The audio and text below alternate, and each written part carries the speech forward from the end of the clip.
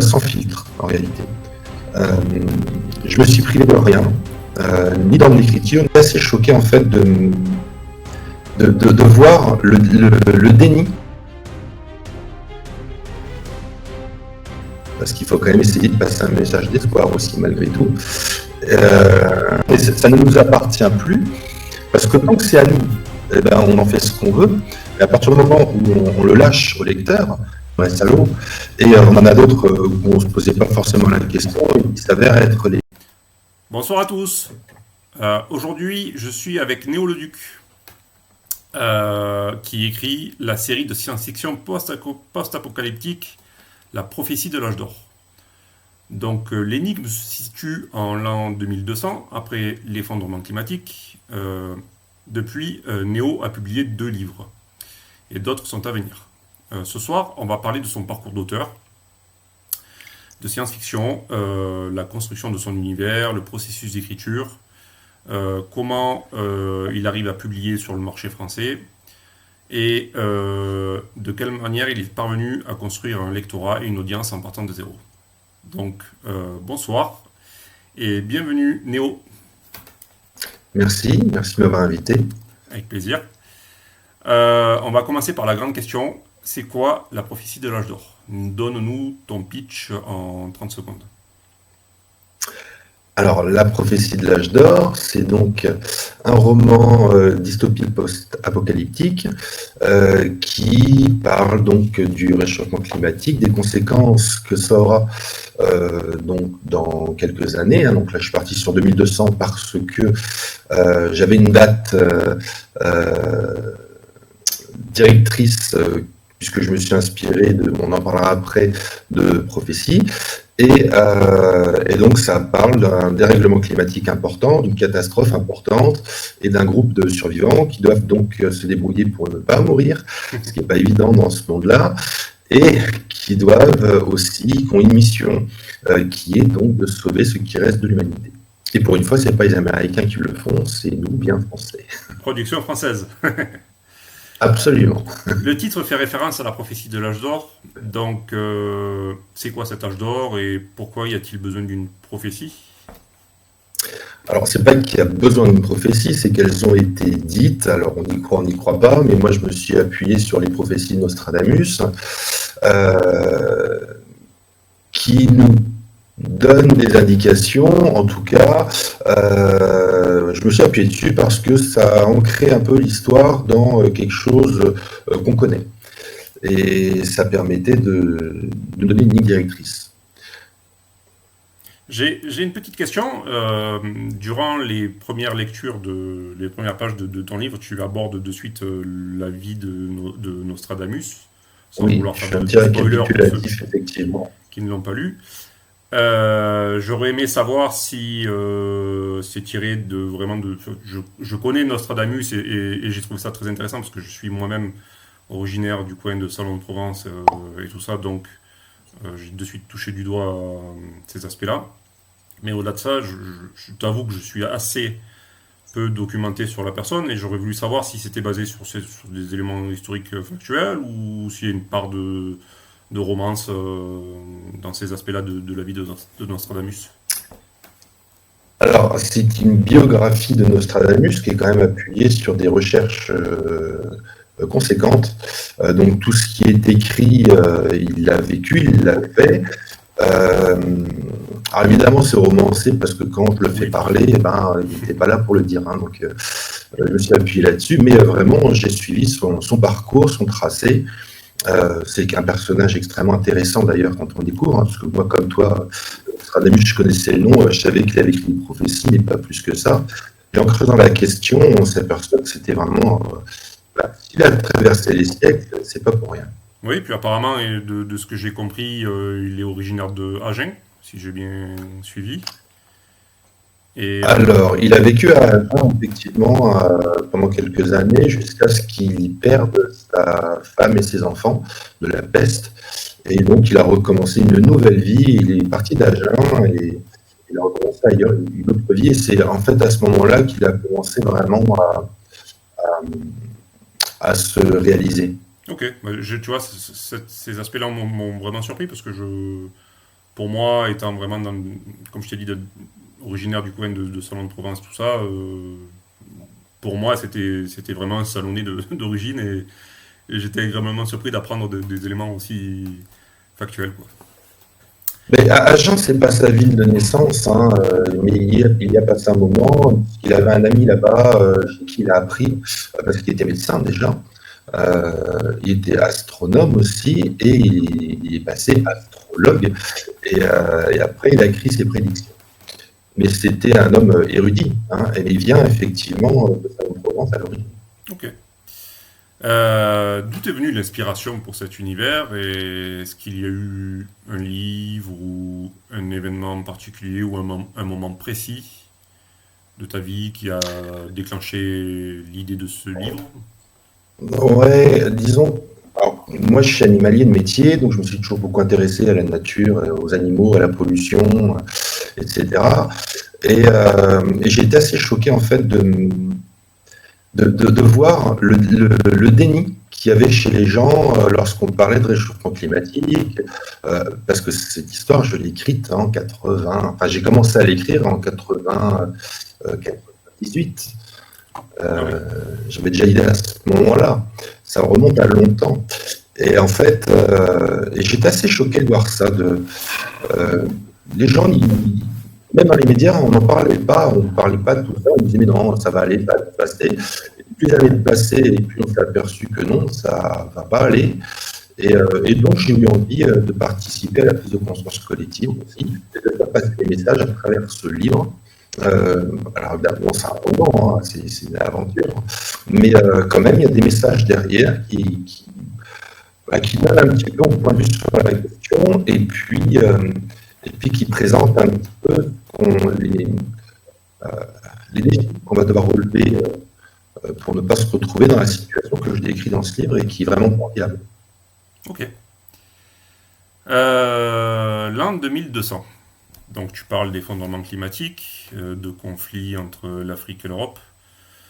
Euh, Combien de recherches as-tu dû réaliser ou faire pour rendre cet univers crédible et pouvoir constituer ton propre univers? Je suppose que beaucoup. Ce roman, j'ai mis 4 ans à l'écrire. J'ai pris en gros 6 000 heures de travail là-dessus, de recherche et d'écriture. J'ai cherché un peu dans tous les coins. En fait, je me suis inspiré des évolutions techniques et scientifiques de l'époque pour les extrapoler et pour essayer de les extrapoler sur la Lune. Alors évidemment, depuis, il y a eu énormément de choses qui ont été développées, hein, l'IA notamment, qui n'était pas encore du tout d'actualité à l'époque où j'ai écrit ce roman. On parlait pas du tout, ça n'existait même pas d'ailleurs. Donc évidemment, tout n'est pas dedans. Et j'imagine qu'il y a encore plein de choses qui n'y sont pas, mais il faut quand même se dire que les recherches qui ont été commencées aujourd'hui, il y en a qui aboutissent parce que c'est l'évolution naturelle des choses. Intéressant, très intéressant. Euh, Quel a été ton élément préféré dans ton univers que les lecteurs pourraient rater à une première lecture?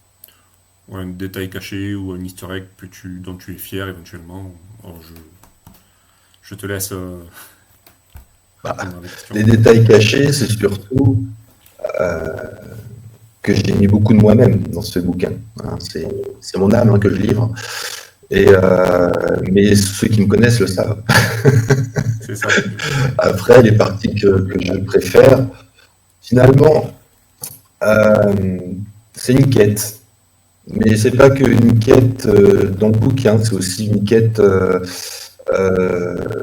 dans l'esprit humain, dans tout ce qu'on peut trouver de bon et de mauvais chez l'homme. Et c'est un peu un multipode de tout ça.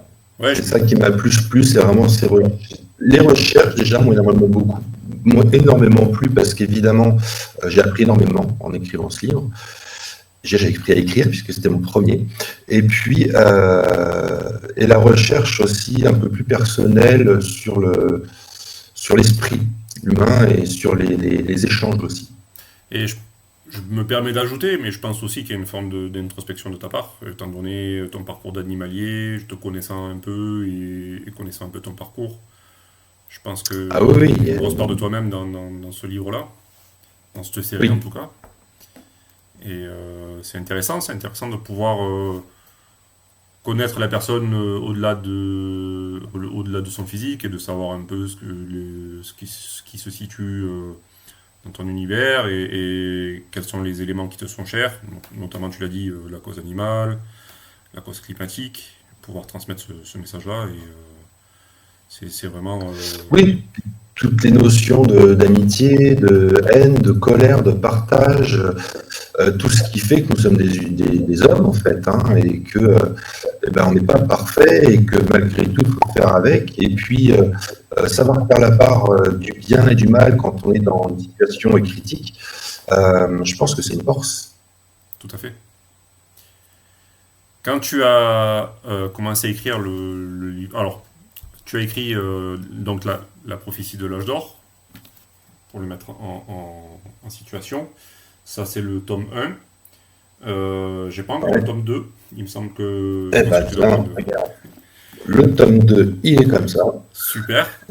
Donc, si j'ai bien compris, à la base, c'était un seul et unique livre.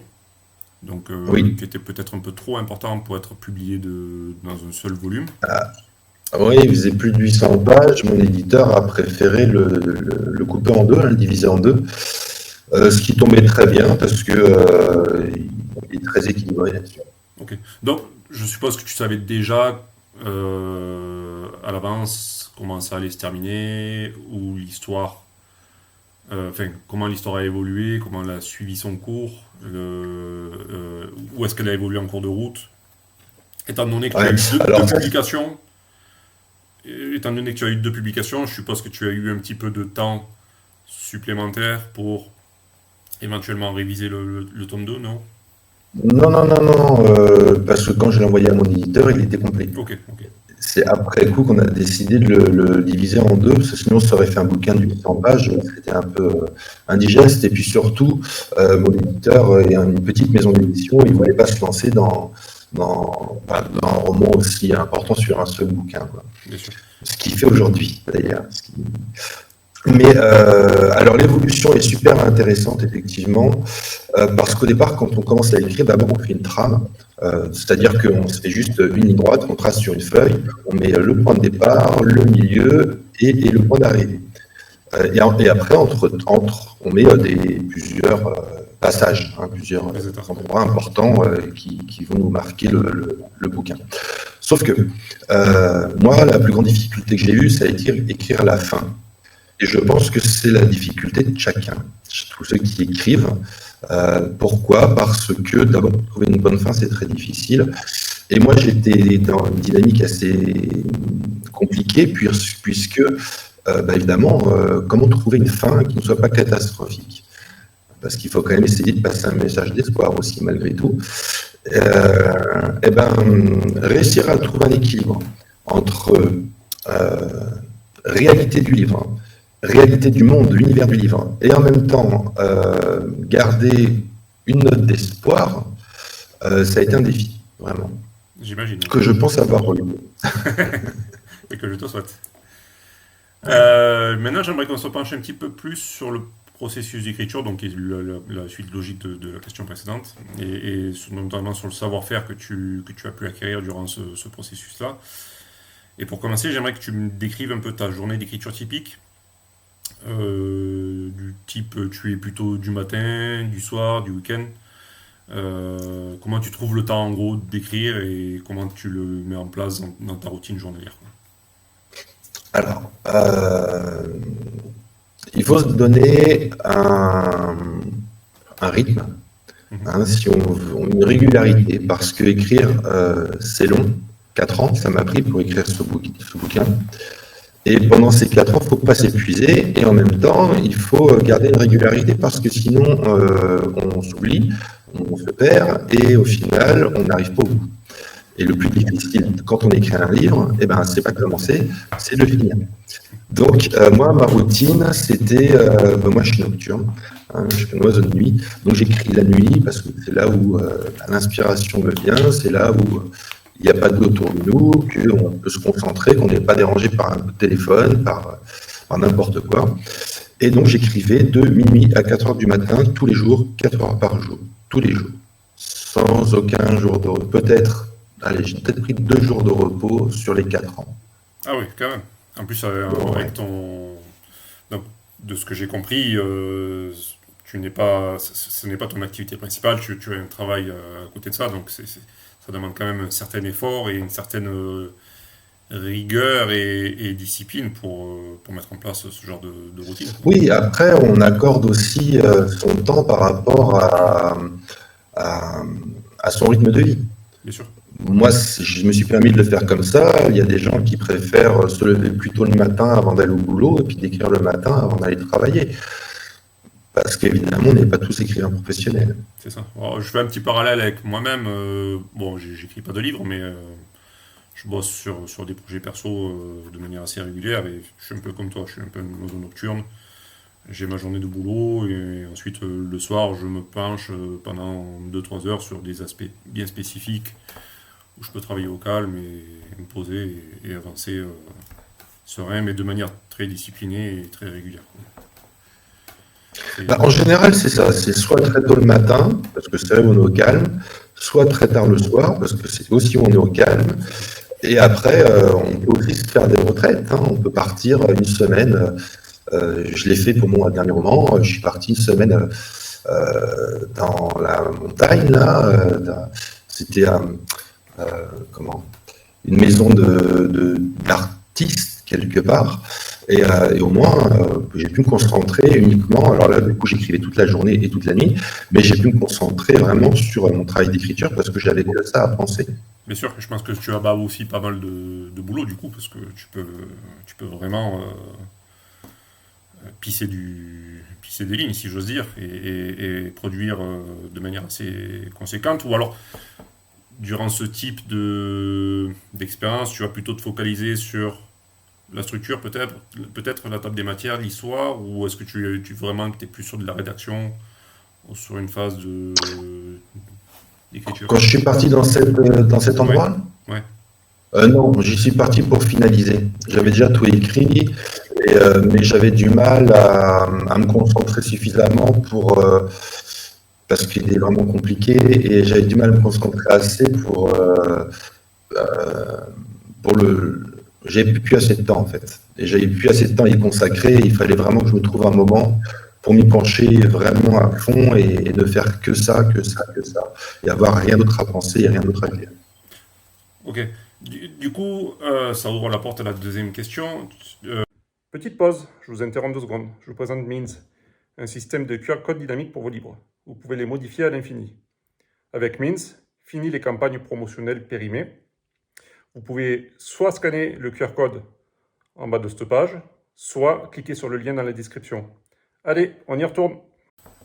Donc du coup, ce qui nous amène à la question suivante de manière assez logique. Maintenant, j'aimerais savoir si tu es plutôt architecte, c'est-à-dire est-ce que tu es plutôt quelqu'un qui aurait tendance à tout planifier à l'avance au niveau de ton roman, ou est-ce que tu es plutôt quelqu'un de type jardinier qui se permet de découvrir en écrivant, de rajuster ou d'avoir des pensées en arborescence et de pas s'en tenir au plan forcément durant l'écriture.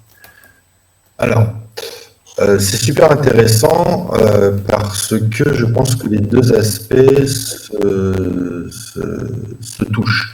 On ne peut pas être l'un sans l'autre, de mon point de vue. Il faut être un architecte dans le sens où il faut avoir une colonne vertébrale, une structure. Et ça évite de se perdre, parce qu'on peut partir avec juste une idée, commencer à écrire, et puis finalement on part dans tous les sens, et au final on se retrouve avec, on se paume, et on se retrouve avec un truc qui a une queue ni tête. Avoir une structure, de mon point de vue, c'est primordial. Mais dans la structure, on ne sait pas toujours ce qui s'y passe. C'est-à-dire qu'on sait où est-ce qu'on veut arriver, mais on ne sait pas par quel chemin on va y arriver. Et c'est là où on doit être jardinier, comme tu dis, où on doit justement cultiver, réfléchir. Moi, j'ai eu des trucs, je me suis retrouvé sur des blocages, c'est-à-dire que je mettais mes héros dans des situations complètement catastrophiques, et j'ai cherché des heures et des heures et des heures, mais comment est-ce que je vais pouvoir les sortir de là? et que ça reste crédible. C'est génial. En fait, c'est limite un escape game pour toi en tant qu'auteur. Tu vis l'instant présent avec tes personnages et avec ton histoire. Bon, comme tu dis, t'as la scène Grosse Maille, enfin, t'as le roman Grosse Maille. Et après, ensemble, vous menez cette quête, vous menez ce périple, cette prophétie, et je trouve ça génial. C'est top. Ah bah, c'est Euh, incroyable. Moi, ils m'ont accompagné pendant 4 ans et ils faisaient partie de ma vie au quotidien. Et de toute façon, ils sortaient pas de ma tête. Et tant que c'était pas fini d'écrire, c'était pas possible de. C'est pour ça que j'écrivais aussi régulièrement. C'est qu'il fallait que ça avance, il fallait que je trouve comment, pourquoi et jusqu'où ça allait aller. Et une fois que ça a été terminé, ah bah là, c'est le baby blues, hein. tu m'étonnes.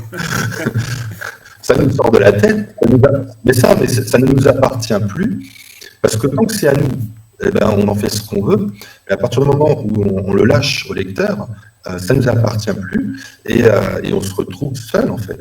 C'est assez Oui. difficile à vivre. Oui, puis au-delà de ça, je pense que c'était aussi un peu l'aspect critique, parce que j'ai vu que tes livres étaient quand même assez bien notés sur Amazon, même très bien notés.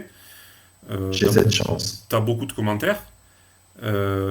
Tu confies le bébé en fait aux gens derrière qui le lisent et tu soumets tes enfants à la critique, un peu comme un gamin qui irait à Ouais. l'école et à qui on dirait il est mal élevé, il est ci, il est mi, il est là.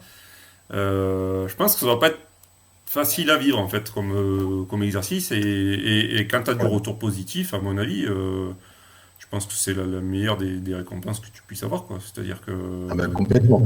Et ça, c'est vrai que c'est peut-être le plus gros stress de soumettre son livre à la critique, parce que la critique est toujours constructive, hein, qu'elle soit bonne ou mauvaise, mais évidemment, c'est très stressant parce que on ne sait pas comment ça va être reçu.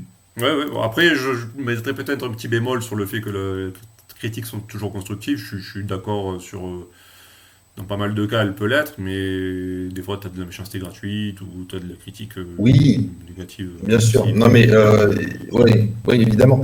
Mais une critique se doit d'être constructive, sinon elle Bien n'a sûr, pas lieu d'être. tout à fait. Si c'est juste pour dire que c'est nul, ça n'a aucun intérêt. Je veux Oui, dire, c'est tout à bien, fait. ok, si c'est nul, d'accord, mais explique pourquoi c'est nul.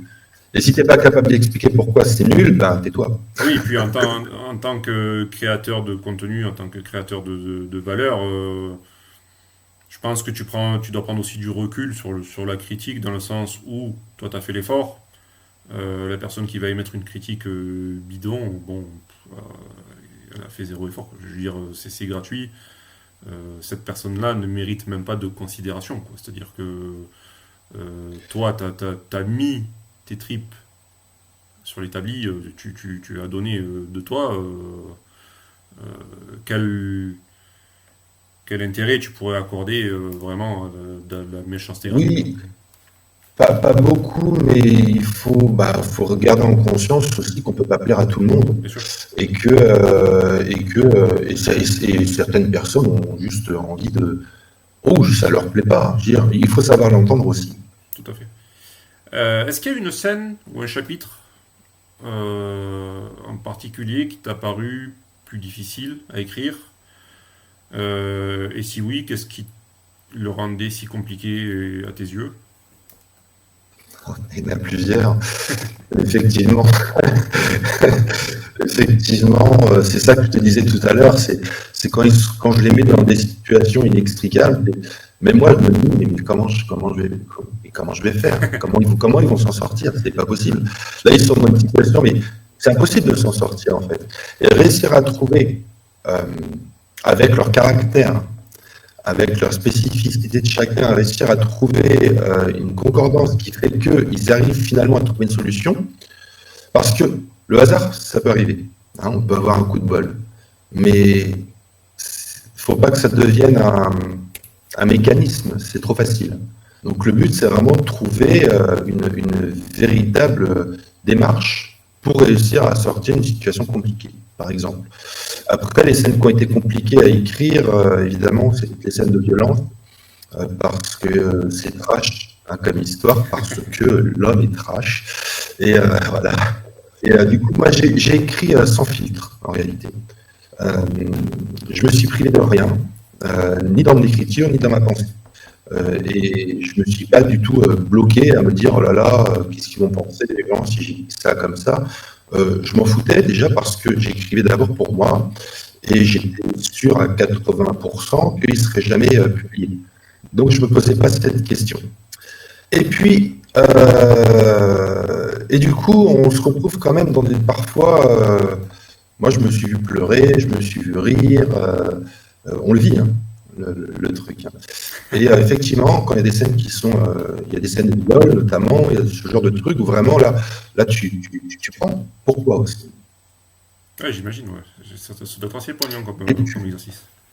puis les recherches qu'on fait nous mènent parfois dans des coins très sombres, hein. Je veux bien te croire. De penser, enfin, Et- l'humain peut être capable de choses assez horribles. ah Et, ben, il est capable de dire choses comme des meilleures, hein. et construire et faire toute la recherche historique derrière pour mener à bien ton projet, effectivement, peut te faire toucher du doigt des choses assez tristes. Euh, D'ailleurs, à ce propos, comment tu gardes la trace de tous les détails de ton univers sur les noms, les lieux, les règles du monde dans lequel tes personnages évoluent, les histoires des personnages? Est-ce que tu te crées une espèce de bible, un wiki, tu as un système de notes? J'aimerais vraiment avoir Euh, l'exercice et les- la technicité que tu as pu mettre en place pour ce genre d'exercice. ouais. Bah déjà, effectivement, on choisit le nom des personnages. Mais on choisit pas seulement les noms des personnages principaux, on choisit le nom de chaque personnage, même les secondaires, parfois les tertiaires, rarement ceux qui passent juste sur trois lignes, puis qu'on voit plus du tout après, Même si mais tu tous l'évoques ceux pas? qui ont une implication dans l'œuvre, hein, Même si tu ne les évoques pas forcément, les prénoms? euh, non, non, parce que si c'est juste la dame du fond, bon, ben, on va pas se poser trop de questions, elle est Ouais. juste là pour donner une réplique, quoi. Voilà. Mais si le personnage a une vraie implication dans l'histoire, à ce moment-là, oui, je donne un caractère. Je définis un caractère. Et en fait, je me base surtout sur le caractère du personnage. Après, je me fais une description physique, hein, pour essayer d'être raccord quand même avec ce que je dis, hein, que je dise pas page 3, il a les yeux bleus, puis page 224, il a les yeux verts. Ça marcherait pas. Donc, c'est important. Et puis alors moi j'ai des caractères aux animaux aussi, parce qu'ils font une partie intégrante de l'histoire. On ne fait pas que les personnages, il y a aussi enfin, des personnages animaliers qui ont une vraie personnalité aussi. Alors voilà, on fait comme ça, enfin moi je fais comme ça. Euh, je- et après ce que je fais, c'est qu'en général j'écris d'abord, donc je fais mes personnages vite fait. Après j'écris et je reprends ensuite chaque détail que j'ai donné de chaque personnage, que je l'intègre dans ce petit texte personnel à chaque personnage, et ensuite je vérifie que tout correspond bien. Ok, C'est un gros boulot. j'imagine, ouais. Tout à l'heure, tu disais que tu avais eu un peu de mal justement à finaliser la fin. Non, à trouver une bonne fin. À trouver une bonne fin. Est-ce que tu as déjà été confronté au syndrome de la page blanche ou si jamais ça t'est arrivé, comment tu l'as surmonté, comment tu surmontes Alors, les moments où tu es bloqué, quoi. ouais. Le syndrome de la page blanche, non. Par contre, le syndrome de la page blanche, en fait, on l'a quand on a terminé son bouquin et qu'on se demande ce qu'on va écrire derrière. Donc là, effectivement, ça peut durer très longtemps où on ne sait pas sur quoi on va se projeter. Pourquoi? Parce que des idées, on en a plein la tête, hein, mais des idées qui valent la peine d'y consacrer des années, il n'y en a pas tant que ça en réalité. Donc il faut sélectionner. Et par contre, des blocages, oui, j'en avais tout le temps. Mais c'est des blocages de construction. Des Il situations, ouais. fallait juste que je trouve comment dénouer ces nœuds, quoi. Ok. Maintenant, on va s'intéresser un petit peu au développement de tes personnages. Donc, si je te dis Tristan, Lou, Uxan, Cheng, j'aimerais que tu nous parles un peu de tes protagonistes. De qui sont-ils, qu'est-ce qui les motive dans ce monde apocalyptique et quel est un peu leur chemin. Bah ouais, alors Tristan, c'est le personnage principal. Pourquoi? Parce que c'est le narrateur, hein, parce que c'est un livre à la première personne. Donc lui bah, est animalier, du coup forcément, et ben, moi je m'identifie à lui forcément, c'est parce que de toute façon il faut écrire ce qu'on connaît. Hein, c'est quand même le mieux, c'est d'écrire ce qu'on sait de quoi on parle. Donc voilà, donc lui c'est le personnage principal qu'on suit tout le long, ou pas. Euh, Lou, c'est une scientifique, alors c'est rigolo quand même de voir un certain conflit qu'il y a entre eux parce qu'ils n'ont pas la même vision de la vie. Hein, il y a le côté naturaliste et le côté scientifique qui peut s'opposer un peu, et pourtant il faut s'accorder. Cheng, c'est un moine bouddhiste qui, lui, débarque de Chine et qui, lui, sait qu'il a une mission à remplir déjà dès le départ. Et Xan, c'est le meilleur ami de Tristan, avec qui il travaille et qui est un petit peu son ange gardien, quelque part, si on peut dire ça comme ça, enfin en tout cas qui est un appui sur lequel il peut se poser pour avancer correctement, un soutien. Dans un monde post-apocalyptique, qui sont les vrais antagonistes du coup? Est-ce que c'est les autres survivants, l'environnement, la nature humaine elle-même, ou les personnages? Bah, tout en fait, hein. Tout parce que enfin, non, c'est facile quand même de voir dans tous les conflits qu'il peut y avoir, où les gens sont pris en fait dans des situations tellement compliquées, tellement difficiles à vivre et tellement violentes que la vraie nature de chacun ressort. Et alors il y en a qui ont pensé des êtres bons et qui finalement sont des vrais salauds, et on en a d'autres où on ne se posait pas forcément la question et qui s'avèrent être les plus humains. On voit de tout. J'imagine. Est-ce qu'il y a un personnage en particulier qui t'a le plus surpris durant ton processus d'écriture, lequel a pris vie plus ou moins tout seul ou le plus vite, le plus naturellement possible? Tous. Non, ils prennent vie tout seuls. Nous, on écrit, mais ceux qui nous guident quelque part. Alors, on sait où on veut les amener, et puis c'est nous qui décidons ce qu'on veut leur faire vivre, etc. Mais, euh, mais ils ont tellement leur personnalité au final que en fait, on est obligé d'écrire quelque chose parce que c'est à ça que ça correspond, c'est à eux que ça correspond. On voudrait des fois écrire autrement parce que ce serait plus facile. On peut pas parce que le personnage n'est pas comme ça. Donc il va jamais faire une action qui n'est pas en accord avec son propre raisonnement. Oui, il faut qu'il y ait une cohérence et une logique. Je pensais que tu aurais peut-être eu plus d'affinité avec Tristan, étant donné que c'est le personnage auquel tu peux peut-être Pas plus. fort. Non? Ouais, non, pas forcément, mais moi ce que j'ai adoré, c'est surtout la cohésion qu'il y avait entre tous. Qu'ils ont réussi finalement à trouver parce que seul on va vite, mais à plusieurs on va plus loin, quoi. Bien sûr. Ouais, ouais. Et il y Et a aussi. puis, et puis surtout, en réalité, quand on écrit, et c'est comme quand on rêve, hein, chaque personnage, c'est une partie de nous-mêmes. Donc, je ne peux pas dire que j'ai préféré tel ou tel personnage, parce qu'en réalité, que ce soit Tristan, que ce soit lui ou autre, bah, c'est des parties de moi. Alors, c'est des parties dissociées. Parce que nous, dans nos têtes, on n'est jamais tout seul. On a toujours le petit ange, le petit démon, etc. Et donc, en fait, en dissociant un peu ces parties-là, bah, on arrive à trouver cette cohérence, cet équilibre, qui fait que bah, ça fait un tout.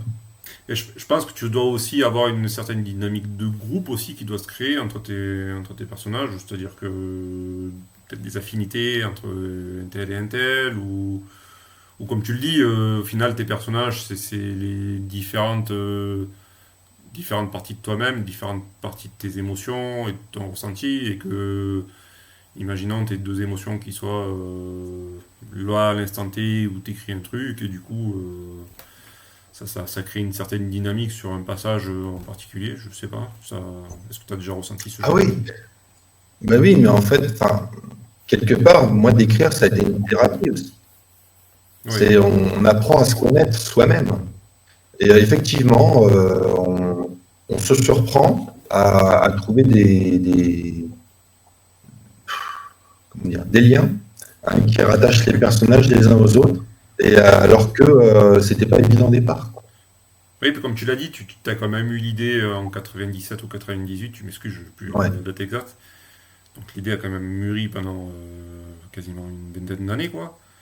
Au-delà de ça, derrière, Ouais, mais parce qu'en réalité, je l'avais déjà écrit sous forme de scénario, cette histoire. mhm. Ça m'avait déjà pris du temps. Et puis, bah, le scénario a trouvé preneur.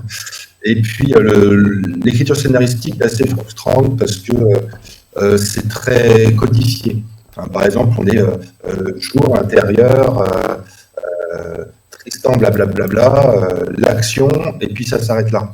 Et alors, j'ai mis ça de côté pendant quelques années quand même, mais c'est une histoire qui continue à me trotter dans la tête et que j'arrivais pas à me débarrasser.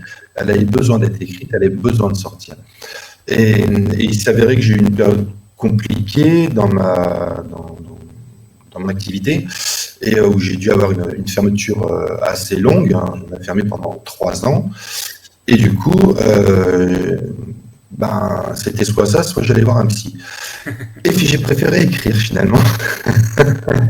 Et j'ai repris donc mon histoire. Et que je me suis dit, oui, vraiment que je la développe, parce qu'elle mérite d'être développée, elle a besoin d'être développée. Et c'est ce que j'ai fait. Et là, tu touches un point très important et je suis assez convaincu de ça. Je pense que quand tu as des problèmes dans la vie, alors, chacun peut avoir des hauts et des bas, quand tu peux avoir des moments un peu dans le creux de la vague, un peu dépressif, etc., etc., je pense que le meilleur moyen de te tirer vers le haut, c'est justement d'avoir un projet personnel et d'allouer toute la ressource mentale que tu as, de te focaliser sur Ouais. un projet bien spécifique et de te dire, voilà, j'ai telle étape, telle étape, telle étape, telle étape, telle étape, et de faire tout un tas de petites réussites. C'est-à-dire chaque fois que tu franchis une étape, c'est une petite victoire, tu vois ce que je veux dire? Et ça te tire au final vers le haut. Et en même temps, comme tu le dis, c'est une thérapie parce que ça te permet de te confronter à toi-même, ça te permet de te confronter à ton intérieur, à tes croyances, à tes convictions, et te voir franchir ces étapes, te voir franchir, les accomplir, réussir, au final, même si tu es dans le creux de la vague sur certains aspects de ta vie, au final, sur ces aspects-là, tu es sur le haut de ta vague et ça peut que t'élever, tu vois ce que je veux dire? Ah oui, complètement. Et puis alors, ça c'est valable effectivement pour tous les cas de figure, mais c'est vrai que l'écriture en elle-même, alors, je ne parle pas forcément d'un livre, mais juste le fait d'écrire, de coucher ses sentiments sur papier, c'est vachement libérateur. Ouais, je veux bien te croire. Euh, la fiction sérielle, elle implique que les personnages évoluent sur plusieurs livres. Bon, là, comme on l'a dit, tes 2 livres ont été écrits d'un bloc. Euh, Est-ce que tu arrives quand même sur ce gros roman de 800 pages initialement parlant, est-ce que tu arrives à trouver un équilibre dans la progression avec les faits et à les garder reconnaissables sur le long terme? C'est un peu, je pense, dans le même schéma que comment garder la cohérence de tes personnages, mais là on est plus sur le fait, sur le... Là, c'est la structure qui nous sauve, hein.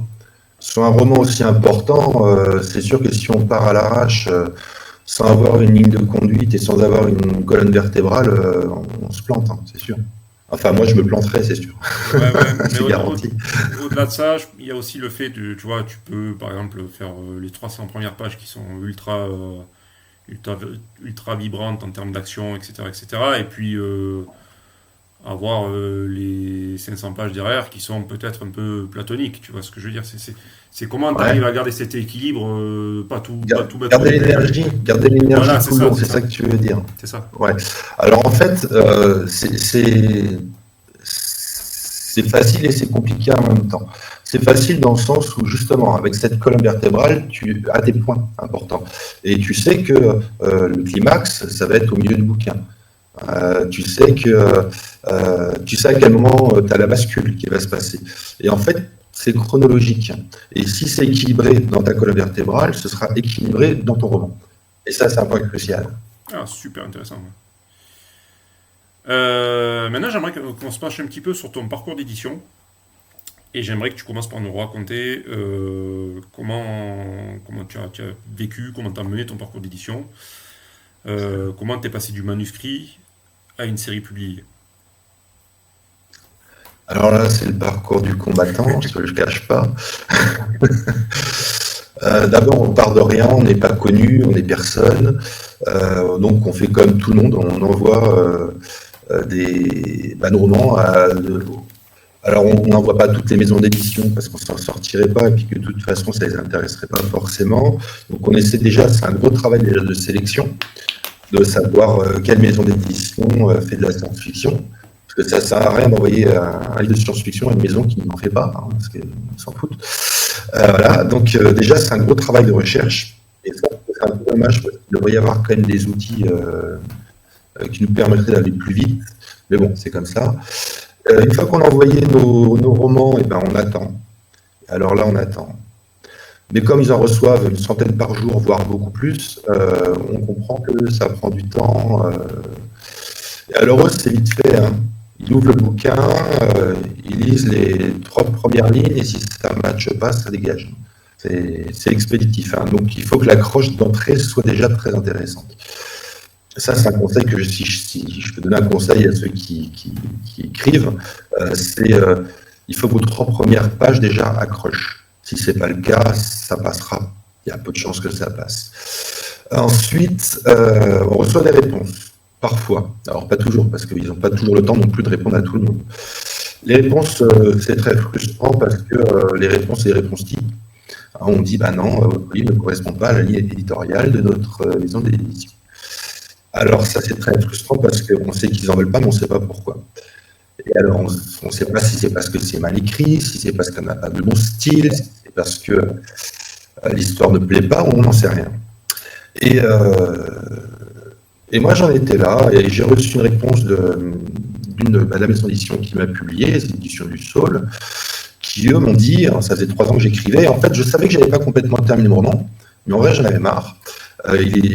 J'étais fatigué et je me disais, est-ce que ça vaut le coup que je m'investisse encore plus pour rien?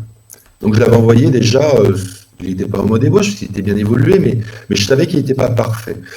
Et les éditions du Saule m'ont dit, votre histoire est intéressante, sauf que c'est pas fini. Alors là, j'ai essayé de négocier un peu, je suis normalement... quand c'est intéressant, est-ce qu'on ne peut pas être aidé par quelqu'un qui a l'habitude, machin. Il a dit, non, c'est vous tout seul. C'est vous apportez un produit fini. Je suis OK. Et du coup, je me suis replongé pendant 1 an pour le finir. Parce qu'on commençait à échanger, il me disait, oui, alors là, il faudrait faire ci. J'ai dit, oui, là, est-ce que vous pensez que c'est bon? Et puis, au bout de 3 échanges, ça m'a gonflé. Et puis, je pense que lui aussi. Et je lui ai dit, bon, on arrête là, je m'y repenche sérieusement et je vous revois quand j'ai terminé. Ça m'a pris 1 an.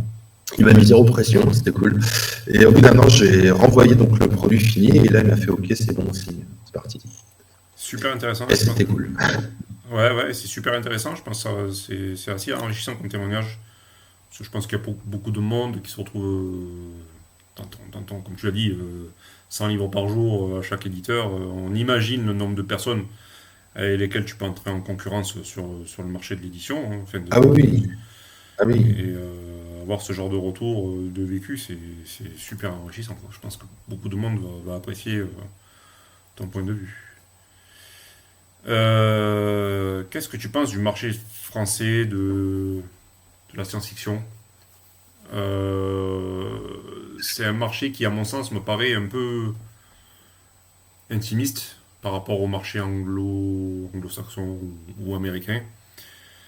Est-ce que tu le trouves fascinant? Est-ce que tu as des références?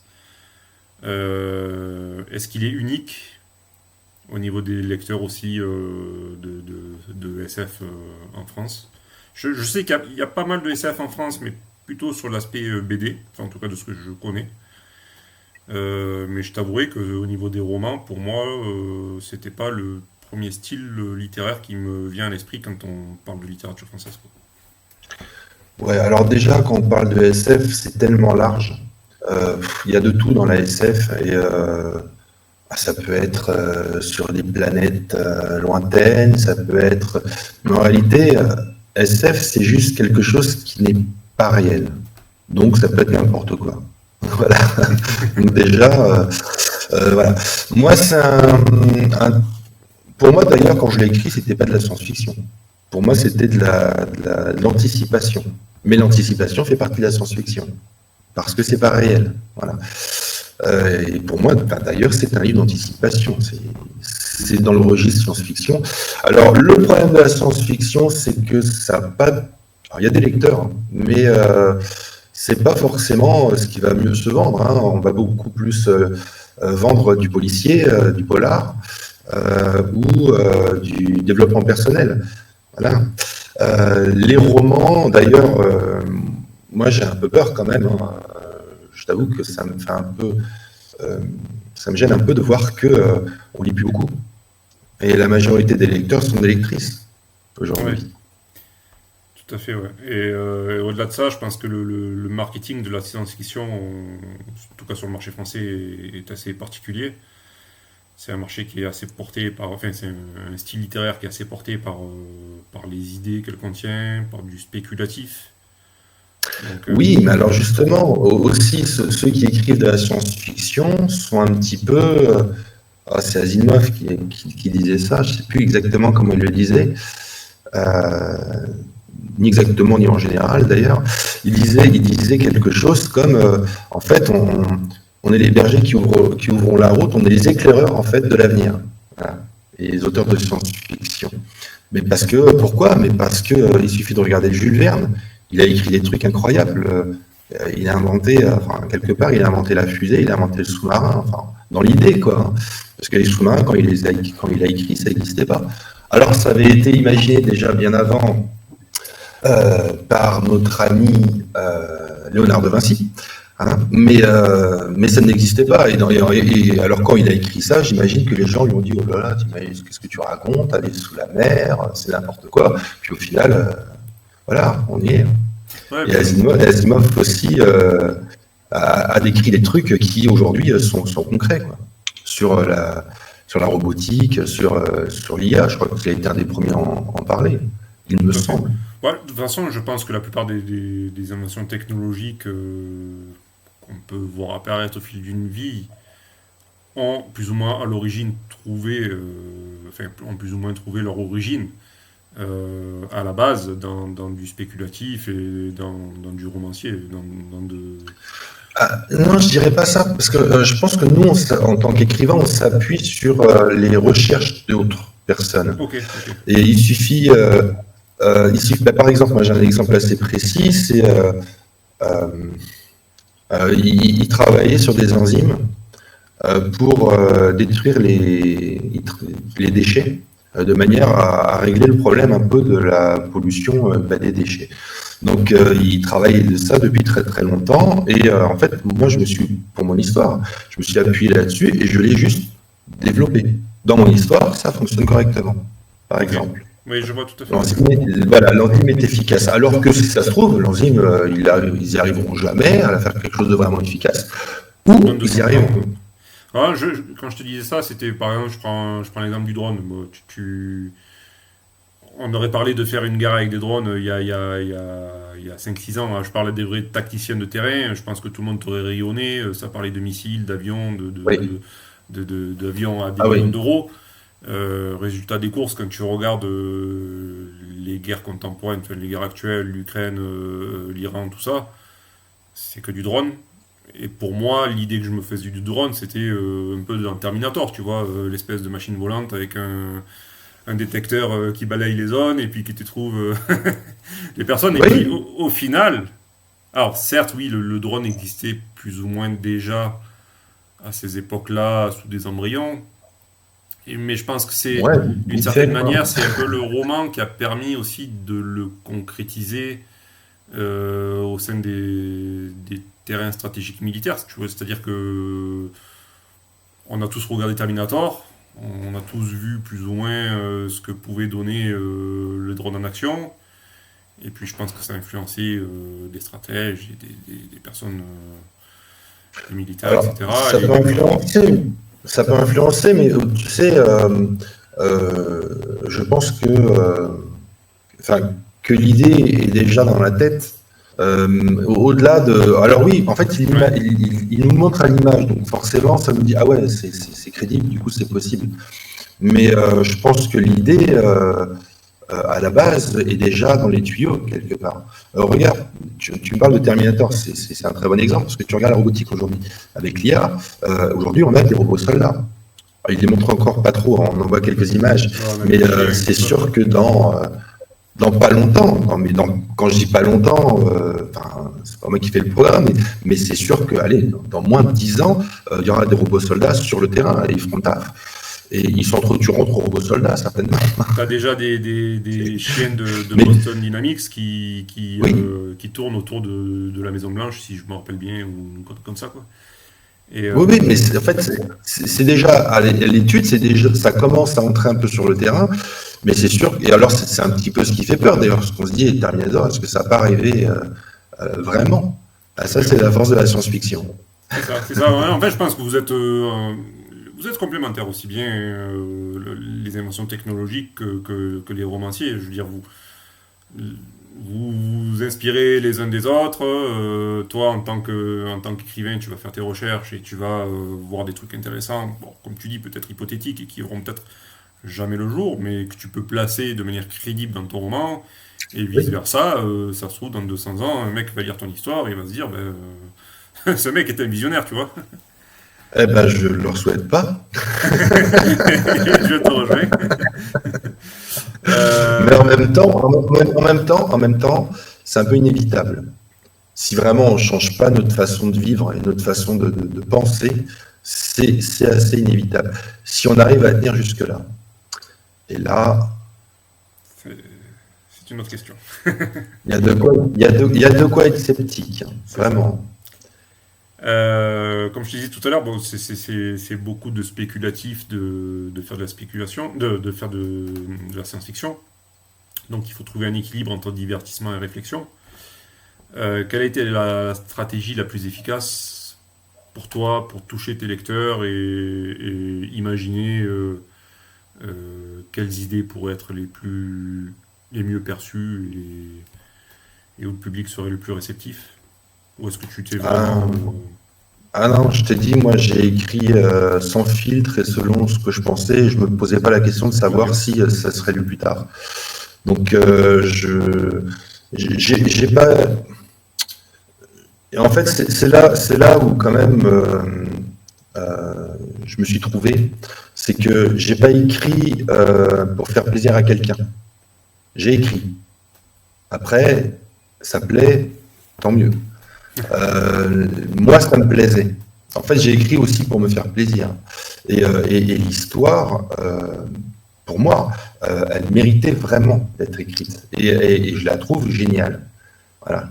Mais je me dis, si ça plaît à moi, ça plaira à d'autres. C'est évident, c'est évident. C'est tout. Tout à l'heure, tu as parlé des trois premières pages qui étaient plus ou moins l'accroche pour te permettre de décrocher le sésame de l'édition. Non, Moi, une des- non, non, non, non, non, c'est pas ça. C'est que après, il faut que l'histoire suive. Mais déjà, Oui, en fait, oui, c'est juste, tout à en fait, fait. c'est le premier passage, les trois premières pages.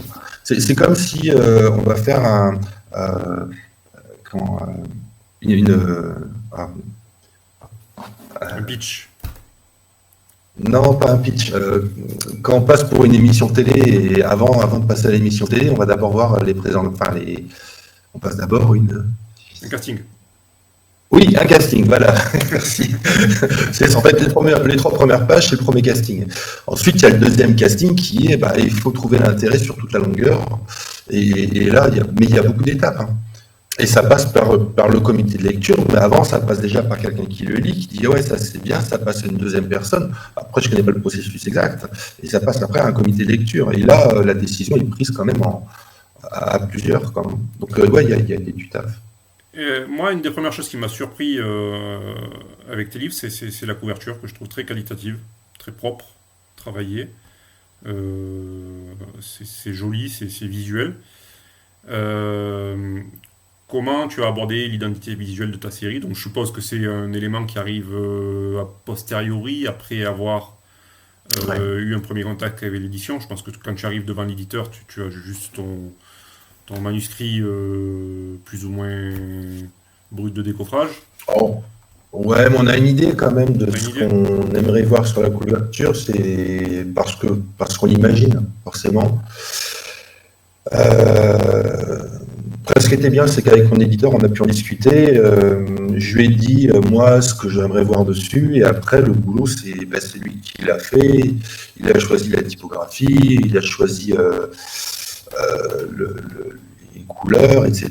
Et en fait, on s'est plutôt bien entendu là-dessus, quoi. Et oui, moi aussi, je suis assez content des couvertures. Mais la couverture ne fait pas un livre. C'est important, hein, c'est un impact visuel, mais ce qui fait le livre, c'est ce qu'il y a dedans. On peut être déçu par des couvertures et vice-versa. Tout à fait. Euh, on l'a déjà dit, ton roman était à la base un seul et unique roman, mais volumineux. Vous l'avez découpé en deux livres, donc en une série. Comment tu convaincs tes lecteurs? Donc, en termes de date de sortie, est-ce que vous avez sorti les deux livres exactement en même temps, ou est-ce que vous avez eu un décalage déjà? Et si Ouais, il y oui, a eu un décalage. et si oui, comment tu arrives à convaincre tes lecteurs de s'engager sur plusieurs livres? Donc déjà, je suppose qu'il y a l'attrait à l'issue du premier livre, mais au niveau de ton ressenti à toi et de ton expérience, qu'est-ce que tu peux nous dire là-dessus? Alors oui, effectivement, ils ne sont pas sortis en même temps. Il y a eu un décalage, alors pas énorme, hein, ça a été quelques mois. Ça permet aussi pour les premiers lecteurs de créer l'attente, hein, qui est intéressante. Et puis après, justement parce que le processus aussi d'impression n'est pas aussi simple que ça. On pas croire qu'on a un livre dans les mains, que ça s'est fait en 2 minutes, quoi. Et, et où est-ce que je voulais en venir? C'était quoi la question, la suite de la question? Rappelle-moi. Comment tu arrives à les engager sur plusieurs livres, en fait? Ah, ouais. De pas les Eh perdre ben, en en fait, cours. alors, ouais, alors ça, j'ai envie de te dire, c'est pas mon travail. Ok. Mon travail à moi, c'est que le lecteur prenne plaisir à lire. Et déjà, si. Donc, c'est pas mon boulot de vendre le premier livre. Mon boulot, c'est qu'il a envie d'acheter le deuxième. Voilà. Ok, donc tu as déjà Et ce qui a- Ouais, voilà. Et ce qui est intéressant, et que moi, ce qui me satisfait énormément, c'est que j'ai vendu quasiment autant du premier que du deuxième. Ça veut dire que les gens qui ont lu le premier, ils ont acheté le deuxième. Ouais, les commentaires Amazon parlent d'eux-mêmes. J'ai été voir les commentaires, premier livre, deuxième livre. Sur le deuxième livre, la plupart des commentaires font un rappel. Ils sont contents de voir le second volume sortir.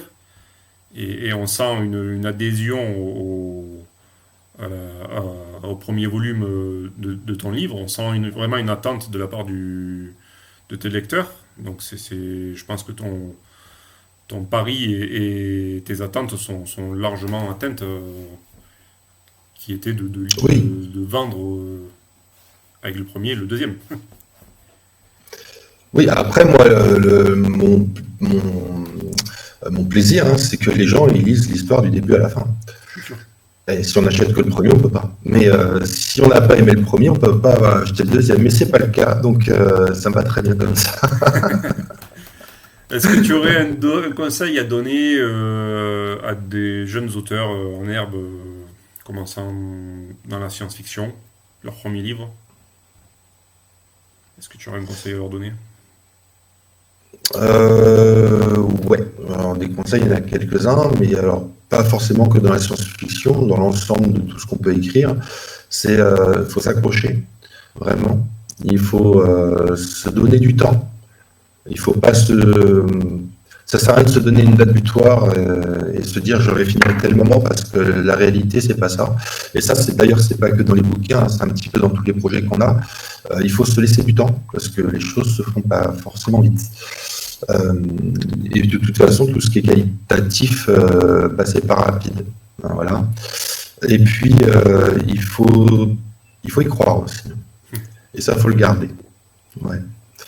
Moi, j'ai discuté avec pas mal de personnes qui m'ont dit ah ouais, moi aussi, j'ai envie d'écrire. Et alors, j'en ai même quelques-uns qui ont commencé à écrire. Et puis, ah, mais moi, ça va vite. Ils me larguaient un petit peu parce qu'ils écrivaient 4, 5, 6 pages par jour, alors que moi, j'écris une demi-page par jour, en gros. Hein. Moi, j'écris pas vite. Et ils étaient là, oh, ça va vite, regarde, je suis déjà au chapitre 2, gna gna. Ils en sont toujours au chapitre 2, ça fait des années que ça dure. Donc, c'est pas une course de vitesse en fait, hein, c'est une course de fond. Voilà. Et il faut vraiment se projeter là-dessus que ça va pas aller vite et qu'il faut s'accrocher. Il n'y a pas de secret, c'est la discipline. Dans tous les cas, Ouais. que tu écrives, que tu fasses du sport, peu importe le domaine dans lequel tu t'investis, la motivation s'évapore. La discipline, elle reste, quoi qu'il arrive. Il faut se discipliner et Exactement. abattre des étapes. J'aimerais qu'on revienne un petit peu sur la science-fiction et notamment en connaître un peu plus au niveau des auteurs qui ont pu t'influencer. Donc tu as parlé de Asimov, Isaac Asimov. Est-ce que tu aurais des noms de la littérature de science-fiction française également qui auraient pu t'influencer ou... Alors française, je sais pas. Moi, mes influences, d'abord, ça a été beaucoup Stephen King. Mhm. J'ai beaucoup, beaucoup, beaucoup lu Stephen King, que je trouve incroyable dans sa façon de développer les personnages et sa capacité à nous perdre et à nous retrouver. Voilà. Alors, je n'ai pas tout aimé de Stephen King, parce qu'il y en a qui, pour moi, sont moins bien que d'autres, mais dans l'ensemble, franchement, c'est un écrivain incroyable. Euh, euh, qui je pourrais dire encore euh, il y a quelques livres qui m'ont plu spécialement. Alors j'ai lu aussi la série quand j'étais plus jeune de Serge Dallet, c'est le Prince Eric, qui je sais pas dans quoi on peut le classifier, si, je sais rien si c'est de la science-fiction ou autre. Moi c'est un truc qui m'avait pas mal marqué. Et puis ouais, si je dirais il y en a un qui m'a vraiment plu beaucoup, c'est Tolkien, évidemment, avec le Hobbit. Que je trouve incroyable dans sa précision des structures des phrases, dans le choix des mots. Euh, il est assez magique à lire, je trouve. Après, il y a Barjavel, mais je l'ai lu après. Ravage, notamment, j'ai lu après, et d'ailleurs, je me suis retrouvé pas mal dans cette lignée-là, que je trouve bien. Après, j'ai lu, enfin, évidemment, quand on écrit, on lit beaucoup, et j'en ai lu tellement que maintenant, j'ai du mal. Si le parfum aussi de Susskind il est incroyable. Il est incroyable ce bouquin. Réussir à écrire juste sur les odeurs, mais c'est tellement fort, quoi. D'écrire des odeurs, J'imagine. Ouais. c'est fou.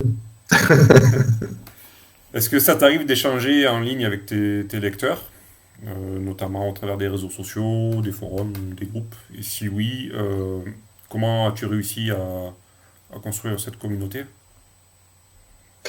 Non, pas vraiment. Alors, j'ai essayé déjà de faire un peu des salons quand mon livre est sorti, et en fait, je me suis aperçu que j'étais un extrêmement mauvais commercial. Je ne suis pas du tout doué pour me vendre ou pour vendre. Je suis pour vendre tout court d'ailleurs. Moi, ma passion, c'est écrire, c'est pas vendre. Voilà. Après, j'ai eu quelques échanges avec quelques lecteurs qui m'avaient envoyé des messages sur Facebook notamment, parce qu'ils étaient particulièrement touchés par l'histoire. Alors ça, c'est des retours toujours super émouvants et super touchants, hein, quand on a des retours en direct. Donc on échange un petit peu, mais ça reste très discret. Et puis je suis pas un gros lectorat, hein, je suis un tout petit écrivain, tout C'est ça. petit C'est romancier. ce qui est intéressant dans ton parcours, c'est-à-dire que tu pars de zéro, tu as fait 2 livres qui sont, à mon sens, des réussites et des succès, en les témoignages. Euh, je pense que la grosse part de ton éditeur, ça a été justement d'aller chercher ses premiers lecteurs. d'aller conquérir un terrain médiatique. Est-ce que tu as eu, est-ce que lui t'a fait des retours à ce niveau-là sur comment il a pu arriver un peu Ouais, sur ce ouais, projet? alors, oui, il m'a mis en lien avec une personne qui m'a trouvé un petit peu, j'ai fait quelques interviews dans la radio notamment. J'ai eu un article au journal, puis promu surtout pour les salons du livre. Mais pour moi, les salons du livre, c'est pas, à part les salons un peu spécialisés justement sur la science-fiction. Mais tu vois, tu disais la science-fiction, c'est compliqué, mais tu as raison parce que c'est pas dans les salons du livre du village d'à côté que tu peux réussir à vendre ça parce que c'est trop spécifique. Les gens, ils veulent des trucs qui sont plus près, les polars, ça se vend bien toujours. Livres pour enfants, ça se vend très bien, les BD énormément. Voilà. C'est ça. Mais ouais, la science-fiction, c'est plus compliqué. Je pense que le plus gros du boulot pour quelqu'un comme toi, c'est vraiment de convaincre les gens de se lancer dans la lecture d'une série sur plusieurs tomes quand t'es un auteur inconnu, quoi. Et comme on le voit Ouais, tout à mais l'heure. moi, je veux pas les convaincre, en fait, parce que, je sais pas, c'est du racolage quelque part, et moi, ça me plaît pas. Enfin, ce mode de. Moi, j'ai envie. Moi, ce que je crois beaucoup, bouche à oreille. Ça veut dire que quelqu'un qui est content d'avoir lu quelque chose, il va en parler autour de lui et l'autre personne aura peut-être envie de le lire. Et je crois beaucoup à ça. Et pour moi, c'est pareil, hein. Un livre, pour moi, c'est pas une course de vitesse. Alors aujourd'hui, on est dans l'industrie et la surconsommation, c'est-à-dire que les choses arrivent, passent très vite de mode et passent à autre chose. Mais moi, je suis pas convaincu de ça. Moi, je pense que un bouquin, notamment, euh, c'est pas une denrée périssable. C'est-à-dire, dans 10 ans, quelqu'un pourra avoir envie de le lire, et puis peut-être qu'un jour, il touchera plus de monde, pour une raison ou pour une autre. Et en fait, je table plutôt là-dessus, sur le long terme, que sur le court terme. Bien sûr. Et tu vois, je me faisais la dernière fois, je me faisais une réflexion personnelle. J'achète beaucoup de bouquins, je lis pas mal de bouquins. Et je faisais un peu la rétrospective des livres que j'avais achetés et je me disais, au final, j'ai toujours acheté des livres à cause du bouche à oreille. C'est-à-dire que ça m'est quasiment jamais arrivé d'acheter un livre de manière aléatoire sur Amazon. J'ai Ouais, toujours. sauf si c'est un auteur que tu connais, que tu as déjà lu, alors là, oui, ça te donne envie, mais autrement, oui, Oui, non, tu mais as c'est ça. raison. C'est-à-dire que, comme tu dis, c'était soit un auteur que je connaissais déjà, dont j'avais apprécié les premiers ouvrages que j'avais lus, et sachant que le premier ouvrage que j'avais lu de cette personne-là, 9 fois sur 10, je l'avais lu suite à une recommandation ou de par sa notoriété sur un sujet donné, une expertise que je recherchais, ou tu vois, enfin, je n'ai jamais acheté de bouquin de manière aléatoire. C'était toujours vraiment suite à du bouche à Oui, oreille oui. ou une notoriété qui s'était construite autour de cet auteur. Ouais, ou sur conseil du libraire qui connaît bien aussi ses Éventuellement, œuvres ouais, ouais. et qui peut en parler. Mais, mais tu sais, la communication, que ce soit sur les livres ou sur n'importe quoi d'autre, sur une entreprise, sur n'importe quoi, c'est vraiment le point le plus difficile.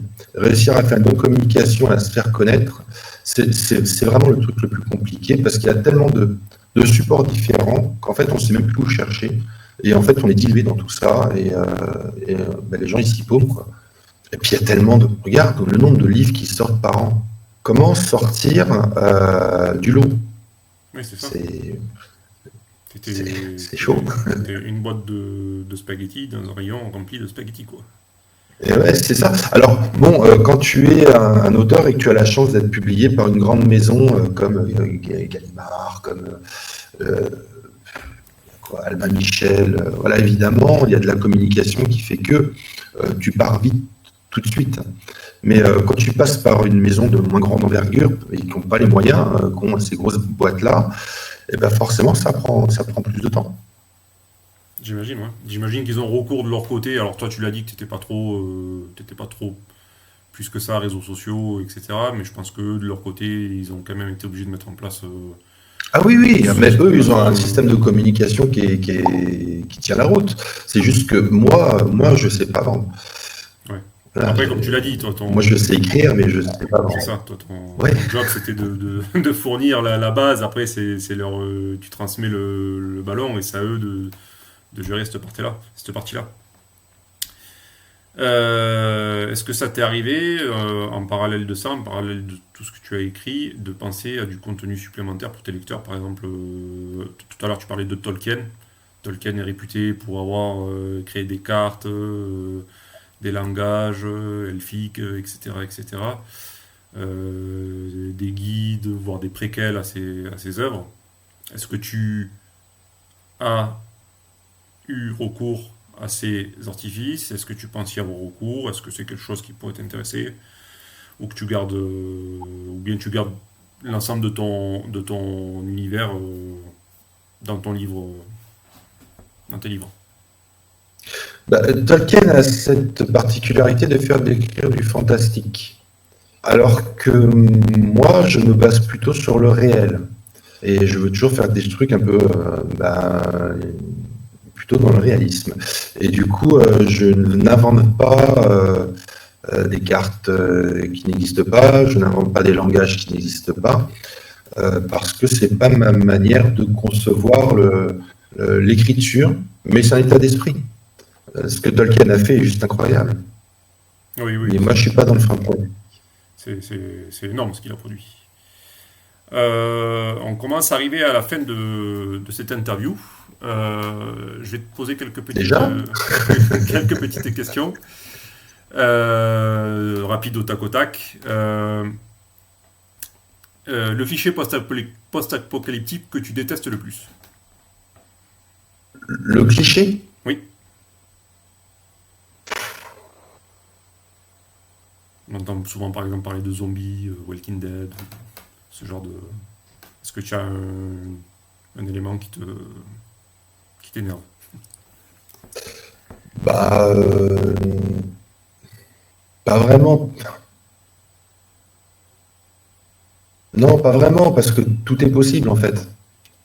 Y a pas, enfin, pour moi, les clichés n'existent pas de ce point de vue-là. C'est le cliché.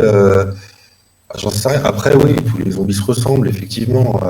Après, il y en a qui courent plus ou moins vite, il y en a qui sont plus ou moins agressifs, voilà. Mais et c'est vrai que des fois, tu dis, ouais, encore un truc de zombie, d'accord. Mais, euh, mais je crois pas qu'il y ait de clichés vraiment, parce qu'un cliché, c'est quelque chose qu'on te pose là et qu'on dit, bah, c'est comme ça à chaque fois, mais en réalité, et puis bon, post-apocalyptique, c'est pareil, ça peut être une météorite, ça peut être du réchauffement climatique, ça peut être une sécheresse particulière, enfin, ça peut être tellement de choses. Est-ce qu'on peut dire il y a un truc qui est plus cliché qu'un autre? Honnêtement, j'en sais rien. Qu'est-ce que tu lis en ce moment? En ce moment, je lis un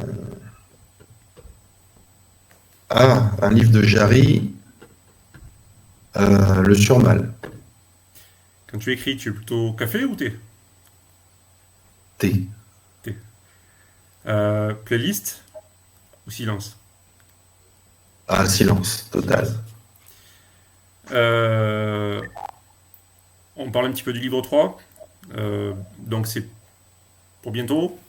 Tu as quelque chose à ajouter concernant la suite?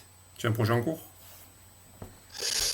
Alors, j'ai écrit un nouveau roman qui est dans les tuyaux, enfin dans les tuyaux, en tout cas qui est parti en maison d'édition. J'ai eu pas mal de retours négatifs de maison. J'ai mis du temps un petit peu à savoir pourquoi. Et j'ai un petit aperçu aujourd'hui, c'est que c'est pas forcément publiable dans l'état parce que, évidemment, là, je parle de la résistance, je parle de Jean Moulin, de la trahison, c'est une grosse enquête, en fait, là-dessus. C'est toujours un roman de science-fiction, parce que c'est pas quelque chose de réel, c'est une fiction. Pas de la science-fiction, mais c'est une fiction. Mais bon, là, ça touche quand même des sujets sensibles. Et donc, il faut faire attention. comment on le tourne, comment on l'écrit, ce qu'on dit. Et après, moi j'ai ma conviction personnelle et j'aimerais bien la faire partager à d'autres.